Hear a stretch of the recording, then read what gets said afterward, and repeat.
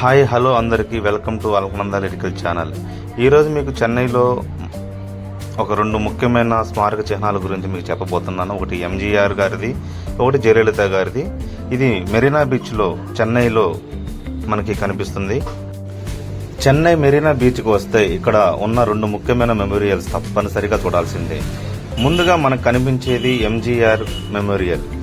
MG Ramachandran గారు తమిళనాడులో చాలా ప్రజాదరణ పొందిన నటులు మరియు రాజకీయ నాయకులు మరియు మాజీ ముఖ్యమంత్రి.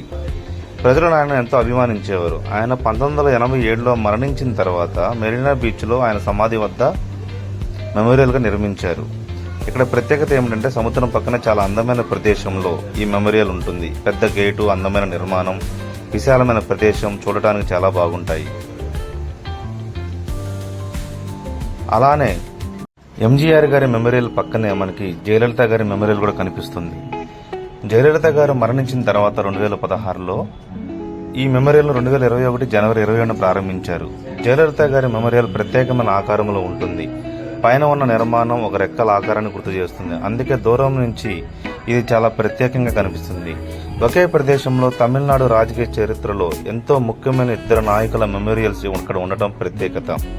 చెన్నైకి ఎవరైనా వస్తే మెరీనా బీచ్తో పాటు ఈ రెండు మెమోరియల్స్ కూడా తప్పనిసరిగా చూడండి. ఇక్కడికి వచ్చి ఒకసారి చూస్తే ఈ ప్రదేశం వెనుకున్న చరిత్ర, ప్రజల అభిమానం రెండు అర్థమవుతాయి. ఎంజీఆర్ గారికి, జయలలిత గారికి మా అలకనంద లిరికల్ తరపున ఘన నివాళులు. చెన్నైకి వస్తే ఈ రెండు ప్రదేశాలను మీ లిస్టులో తప్పకుండా పెట్టుకోండి. ఈ రెండు మెమోరియల్స్ని సందర్శించడానికి మనకి టికెట్ కొనాల్సిన అవసరం లేదు, ఫ్రీగా సందర్శించవచ్చు.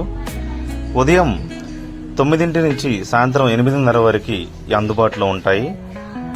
ఎప్పుడైనా సరే ప్రతిరోజు బీచ్కి వెళ్ళిన ప్రతి ఒక్కరు కూడా